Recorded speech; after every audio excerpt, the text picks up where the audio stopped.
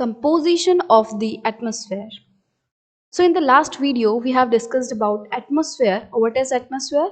It is a blanket of air which surrounds our earth. And now in this section we are going to see what this air is made up of. So air is not one thing, it is a mixture of many gases. So do you know that air we take in while breathing is actually a mixture of many gases? तो जिस air को हम सांस लेते वक्त लेते हैं, अंदर लेते हैं, that is not just one air. जो आपको लगता होगा कि एयर मतलब ऑक्सीजन, कि हम सांस लेते हैं, हवा को अंदर लेते हैं, इसका मतलब हम सिर्फ ऑक्सीजन अंदर ले रहे हैं. सो एयर में सिर्फ और सिर्फ ऑक्सीजन नहीं है, इस ऑक्सीजन के अलावा भी काफी सारी गैसेस एयर में प्रेजेंट हैं. Nitrogen and oxygen are two gases which make up the bulk of the atmosphere. मतलब कि एयर में सबसे ज्यादा मात्रा में जो गैसेस प्रेजेंट हैं वो है नाइट्रोजन एंड ऑक्सीजन. और नाइट्रोजन एंड ऑक्सीजन के अलावा भी बहुत सारी गैसेस प्रेजेंट हैं जो कि हैं carbon dioxide, helium, ozone, argon and hydrogen. But these gases are in lesser quantities. तो सबसे ज्यादा क्वांटिटी में है नाइट्रोजन एंड देन ऑक्सीजन, और उसके बाद ये जो कार्बन डाइऑक्साइड, हीलियम, ओजोन, तो ये सभी जो गैसेस हैं ये कम क्वांटिटी में हैं.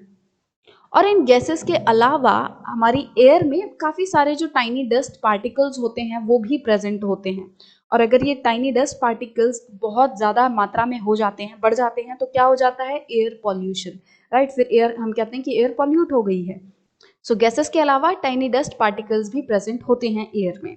The pie chart gives you percentage of different constituents of air. तो अभी जिन कॉन्स्टिट्यूएंट्स की हमने बात की, nitrogen, oxygen, carbon dioxide, ozone, तो ये सबका जो है परसेंटेज दे रखा है कि हमारी एयर में एक गैस कितने परसेंटेज में प्रेजेंट है.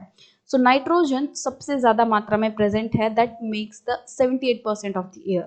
राइट, तो एयर में 78% नाइट्रोजन है, उसके अलावा 21% ऑक्सीजन है, और उसके बाद जो 1% बचा एयर का, उसमें ये बाकी सारी गैसेस हैं. कार्बन डाइऑक्साइड जैसे कि 0.03% है, आर्गन 0.93% है, और बाकी सब जो डस्ट पार्टिकल्स की बात कर रहे हैं, हम हीलियम की बात कर रहे हैं, तो इस तरह की जो बाकी सब कुछ है वो 0.04% में प्रेजेंट है.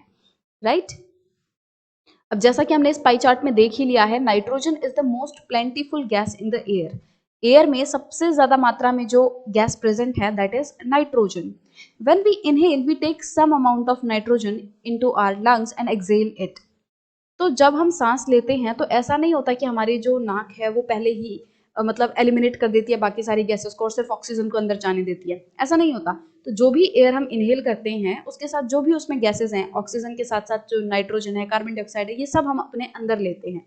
राइट, बट हमारी जो बॉडी है वो ऑक्सीजन को यूज कर लेती है, और फिर जब हम एक्सहेल करते हैं तो ये सारी जो नाइट्रोजन है, कार्बन डाइऑक्साइड है, उसको वापस छोड़ देते हैं. ठीक है, उसको वापस एक्सहेल कर देते हैं. तो जब हम सांस लेते हैं तो कुछ अमाउंट ऑफ नाइट्रोजन हम सांस लेते वक्त अंदर लेते हैं और उसके बाद उसे एक्सहेल भी कर देते हैं. अब हम लोग तो नाइट्रोजन के बिना जी सकते हैं, बट जो प्लांट्स हैं वो नाइट्रोजन के बिना नहीं जी सकते. But plants need nitrogen for their survival. Plants को जिंदा रहने के लिए नाइट्रोजन बहुत जरूरी है, जैसे कि हमारे लिए ऑक्सीजन है. They cannot take nitrogen directly from the air.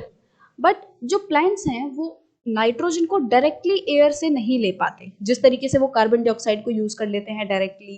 Right, जिस तरीके से वो ऑक्सीजन को डायरेक्टली यूज कर लेते हैं, तो इस तरीके से वो नाइट्रोजन को डायरेक्टली एयर में से यूज नहीं कर पाते. बट इंपॉर्टेंट है, तो फिर किस तरीके से जो प्लांट्स हैं वो नाइट्रोजन को यूज करते हैं? वो डायरेक्टली तो एयर को यूज नहीं कर पाते, तो फिर क्या तरीका है जिससे जो प्लांट्स हैं वो नाइट्रोजन को यूज करते हैं? So there are some bacteria which helps the plants to consume this nitrogen. So bacteria that live in the soil and roots of some plants take nitrogen from the air and change its forms so that the plants can use it. So soil में कुछ bacteria present होते हैं और कुछ plants हैं जिनकी roots में ये bacteria present रहते हैं. तो ये bacteria क्या करते हैं? ये जो environment में जो भी nitrogen है उसको use करते हैं और उसकी form को change कर देते हैं, उसकी फॉर्म को सॉइल में ला देते हैं और ऐसी फॉर्म में चेंज कर देते हैं जिससे कि प्लांट्स अब उनको यूज कर पाएं. पहले एयर में था नाइट्रोजन, तो एयर से वो लोग नाइट्रोजन को जो सॉइल है उसमें डाल देते हैं. राइट, जो बैक्टीरिया है वो एयर से नाइट्रोजन को लेते हैं, उसको यूज करते हैं, उसकी फॉर्म चेंज करते हैं और उसको सॉइल में छोड़ देते हैं. फिर इस नाइट्रोजन को, जो कि सॉइल में आ गई है, अब इस नाइट्रोजन को फिर प्लांट्स यूज करते हैं। तो इस तरीके से इन बैक्टीरियाज की हेल्प से प्लांट्स नाइट्रोजन को यूज कर पाते हैं। अब दूसरी गैस के बारे में हम बात करते हैं जो कि हमारे एयर में प्रेजेंट है, that is oxygen, and that is very important for us. This is the second most प्लेंटिफुल gas in the air. तो नाइट्रोजन के बाद सबसे ज्यादा मात्रा में जो गैस प्रेजेंट है एयर में, that is oxygen. Humans and animals take oxygen from the air as they breathe. तो जब हम सांस लेते हैं तो ऑक्सीजन जो है वो हवा के साथ हमारे अंदर जाती है और हमारी बॉडी जो है फिर ऑक्सीजन को यूज करती है। Green plants produce oxygen during photosynthesis. तो जो ग्रीन प्लांट्स हैं, जब वो फोटोसिंथेसिस करते हैं, जब वो अपना फूड बनाते हैं, तब वो ऑक्सीजन को प्रोड्यूस करते हैं, ऑक्सीजन को एनवायरमेंट में रिलीज करते हैं। In this way oxygen content in the air remains constant. तो जो प्लांट्स हैं वो ऑक्सीजन को छोड़ते हैं और हम ऑक्सीजन को यूज करते हैं। If we cut trees then this balance gets disturbed. अब हमारे लिए जो एकमात्र सोर्स है ऑक्सीजन का वो है प्लांट्स। प्लांट्स जो है वो ऑक्सीजन प्रोड्यूस करते हैं। अब अगर हम पेड़ों को काट देंगे, पेड़ पौधों को काट देंगे, तो फिर ऑक्सीजन कम मात्रा में प्रोड्यूस होगी, बट इंसानों को तो फिर चाहिए ना ऑक्सीजन। तो अगर हम पेड़ों को काटते जाएंगे और हमारी पॉपुलेशन बढ़ती जाएगी, उसको तो उतना चाहिए जितना उसको सांस लेने के लिए चाहिए, उतनी ऑक्सीजन तो चाहिए ही होगी ना। तो एक डिसबैलेंस क्रिएट हो जाएगा कि यहाँ पे ऑक्सीजन कम हो रही है और जितनी हमें सांस लेने के लिए ऑक्सीजन चाहिए होगी फिर वो एयर में प्रेजेंट नहीं रह पाएगी। तो इसकी वजह से ये हमारी एग्जिस्टेंस के लिए खतरा हो जाएगा। सांस लेने के लिए हमारे लिए ऑक्सीजन बचेगी ही नहीं। So that's why it is very important for us to plant more and more trees. Now let's talk about carbon dioxide. Carbon dioxide is another important gas. Green plants use carbon dioxide to make their food and release oxygen. तो जो plants होते हैं वो खाना बनाते time carbon dioxide का use करते हैं और उस प्रोसेस में फिर वो ऑक्सीजन को रिलीज करते हैं। ठीक है, जिस तरीके से हम ऑक्सीजन को यूज करते हैं, इसी तरीके से जो प्लांट्स हैं वो कार्बन डाइऑक्साइड को यूज करते हैं और ऑक्सीजन को रिलीज करते हैं। ह्यूमंस और एनिमल्स रिलीज कार्बन डाइऑक्साइड, और हम लोग ऑक्सीजन को यूज करते हैं और कार्बन डाइऑक्साइड को रिलीज करते हैं। तो प्लांट्स और हमारा उल्टा है। The amount of carbon dioxide release by the humans और animals seems to be the equal to the amount used by the plants, which make a perfect balance. अब ये जो भी हमने पढ़ा उसमें सुनने में क्या लगता है कि ठीक है, जो प्लांट्स हैं वो कार्बन डाइऑक्साइड यूज करते हैं और हम कार्बन डाइऑक्साइड को छोड़ते हैं। तो एक तरीके से जितनी कार्बन डाइऑक्साइड हम रिलीज कर रहे हैं उतनी ही कार्बन डाइऑक्साइड प्लांट्स जो हैं वो यूज कर ले रहे हैं, और इसी तरीके से ऑक्सीजन, जितनी जो प्लांट्स हैं वो ऑक्सीजन रिलीज कर रहे हैं उतनी ही जो ऑक्सीजन है वो हम एक तरीके से कंज्यूम कर रहे हैं। तो सुनने में ऐसा लग रहा है there is a balance, but इस बैलेंस को हमने डिस्टर्ब कर चुका है and we are disturbing it more and more. However the balance is upset by burning fuels such as coal and oil. अब ये जो बैलेंस है इसको हम बिगाड़ रहे हैं फ्यूल्स को जलाकर। जब हम फ्यूल्स को जलाते हैं तो उसकी वजह से कार्बन डाइऑक्साइड रिलीज होती है। अब कार्बन डाइऑक्साइड जो है वो कई तरीकों से रिलीज हो रही है एनवायरमेंट में, उसे एनिमल्स एंड ह्यूमंस रिलीज कर रहे हैं। जब हम फ्यूल्स जला रहे हैं तब कार्बन डाइऑक्साइड रिलीज हो रही है। तो इस वजह से जो कार्बन डाइऑक्साइड है उसकी मात्रा बढ़ती ही जा रही है, जबकि ऑक्सीजन जो है वो सिर्फ एक ही सोर्स से आ रही है, दैट इज ट्रीज। तो एक ही सोर्स से ऑक्सीजन आ रही है बट कार्बन डाइऑक्साइड काफी सारे सोर्सेस से निकल कर आ रही है। तो इस तरीके से एक डिसबैलेंस क्रिएट हो रहा है। जो ये बैलेंस था उसमें डिस्टर्बेंस आ रही है। और हर साल ये जो कोल एंड ऑयल जैसे फ्यूल्स की वजह से, कोल हो गया, ऑयल हो गया, वुड हो गई, तो इस तरीके के फ्यूल्स की वजह से क्या होता है, जब हम इन्हें बर्न करते हैं, जैसा कि मैंने आपको बताया, हम इन्हें बर्न करते हैं तो फिर कार्बन डाइऑक्साइड और बहुत सारी जो हार्मफुल गैसेज हैं वो रिलीज होती हैं। So they add billions of tons of carbon dioxide into the atmosphere. तो इनके बर्न करने की वजह से हमारे एटमॉस्फेयर में बहुत ज़्यादा मात्रा में कार्बन डाइऑक्साइड है जो बढ़ रही है। As a result, the increased volume of carbon dioxide is affecting the Earth's weather and climate. अब ये जो increased volume है, मतलब कि कार्बन डाइऑक्साइड की मात्रा में जो इंक्रीज हो रहा है, जो बढ़ रही है, इसकी वजह से हमारे जो वेदर एंड क्लाइमेट है वो डिस्टर्ब हो रहा है। अब आप सोचेंगे कि वेदर एंड क्लाइमेट कैसे डिस्टर्ब हो रहा है, तो आपने ग्लोबल वार्मिंग के बारे में ज़रूर सुना होगा। तो ये ग्लोबल वार्मिंग कैसे होती है, right? So let's see this do you no section. Carbon dioxide released in the atmosphere creates a greenhouse effect by trapping the heat radiated from the earth. So हमारे एटमॉस्फेयर में जो carbon dioxide present है ये एक green house effect करता है। Green house effect क्या होता है? जब सूरज से उसकी किरणें, उसकी हीट जब अर्थ तक आएगी तो अर्थ के एटमॉस्फेयर में प्रेजेंट कार्बन डाइऑक्साइड उस हीट को ट्रैप कर लेगी, उस हीट को जकड़ लेगी, मतलब कि यहाँ पे बनाए रखेगी. It is therefore called a greenhouse gas and without it the earth would have been too cold to live in. अब क्योंकि ये जो कार्बन डाइऑक्साइड है वो हीट को ट्रैप करती है, हीट को बनाए रखती है अर्थ के आसपास, अर्थ के एटमॉस्फेयर में, और इसी को हम क्या कहते हैं, एक ग्रीन हाउस गैस कहते हैं. क्यों? क्योंकि जो कार्बन डाइऑक्साइड है वो ग्रीन हाउस इफेक्ट परफॉर्म करती है और इसीलिए हम इसको ग्रीन हाउस गैस कहते हैं. अब अगर कार्बन डाइऑक्साइड हमारे एटमॉस्फेयर में नहीं होती तो हमारा जो एटमॉस्फेयर है उसमें कोई भी ऐसी गैस नहीं होती, मतलब फिर इतनी ज़्यादा हीट जो है हमारे एटमॉस्फेयर में ट्रैप नहीं हो पाती. और इसकी वजह से क्या होता, हमारा जो अर्थ है वो एक लिवेबल प्लैनेट नहीं बन पाता, यहाँ पे बहुत ज़्यादा सर्दी होती. तो इसलिए कार्बन डाइऑक्साइड भी हमारे लिए उतनी ही ज़रूरी है एक तरीके से जितनी कि ऑक्सीजन. बट अगर इसका एक्सेस हो जाए, अब अगर कार्बन डाइऑक्साइड बहुत ज़्यादा लेवल में बढ़ जाए तो वो बहुत ज़्यादा हीट को ट्रैप करेगी. अब हमें इतनी भी ज़्यादा हीट नहीं चाहिए, हमें थोड़ी हीट चाहिए बट इतनी भी ज़्यादा नहीं चाहिए कि हम यहाँ पे जल जाएं.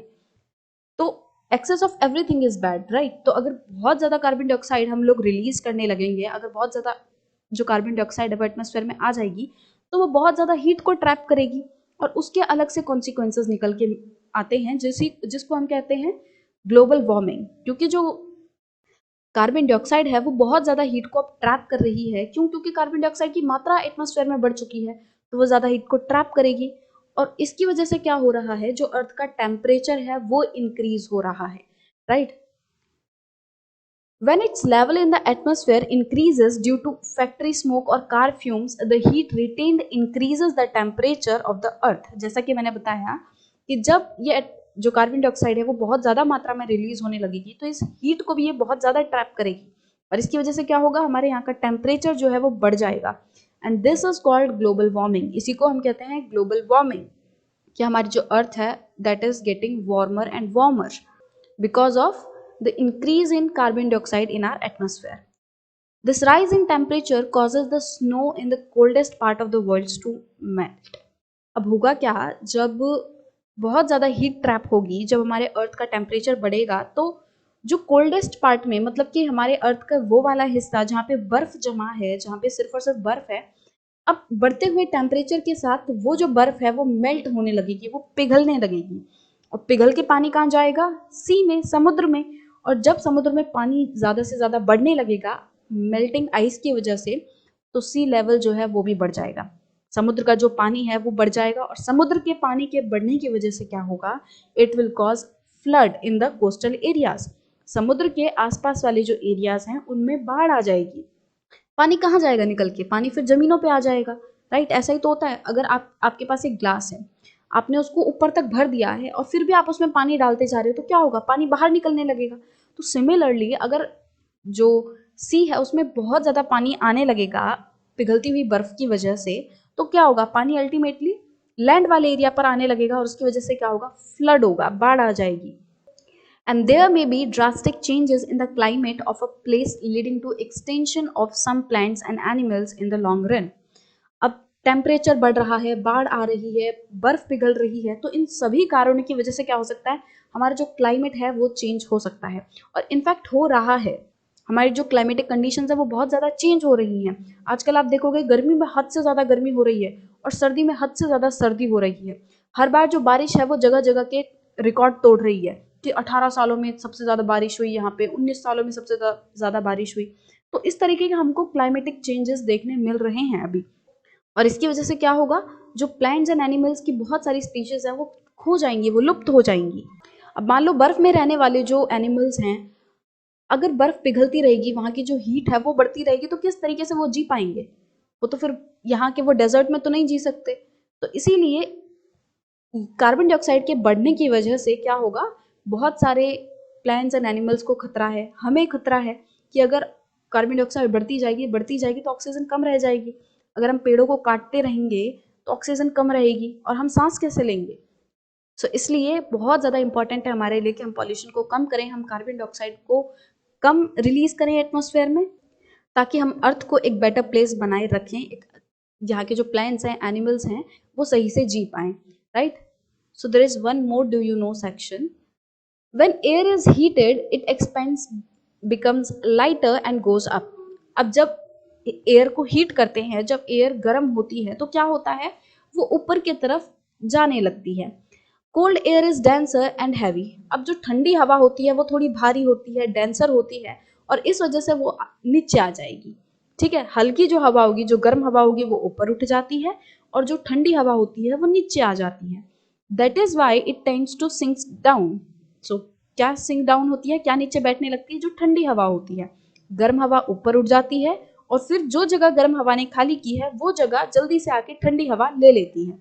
When hot air rises, cold air from surrounding area rushes there to fill in the gap. Right, वही कह रहे हैं कि जब गर्म हवा जो है ऊपर उठ जाती है तो जल्दी से ठंडी हवा आके उस एरिया को भरने के लिए आ जाती है. That is how air circulation takes place. और इसी तरीके से जो एयर सर्कुलेशन है वो होता है. ठीक है, हवा जो है वो एक सर्कुलर मैनर में इसी तरीके से घूमती रहती है कि ठंडी हवा जो है वो नीचे आ जाती है, गर्म हवा जो है वो ऊपर उठ जाती है.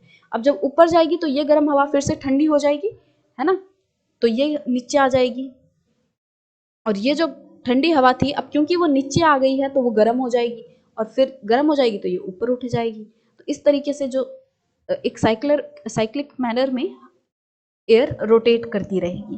राइट. सो आई होप आपको ये वाला जो सेक्शन है वो अच्छे से समझ आ गया हो, आपको पता चल गया होगी जो एयर है वो किन किन कॉन्स्टिट्यूएंट्स से बनी हुई है, कौन कौन सी गैसेस कितनी कितनी मात्रा में इसमें प्रेजेंट हैं. तो आप इस पाई चार्ट को याद कर सकते हो, दैट विल हेल्प यू. और डू यू नो वाले सेक्शन से हमें काफ़ी कुछ जानने को मिला. So I hope you enjoyed this video.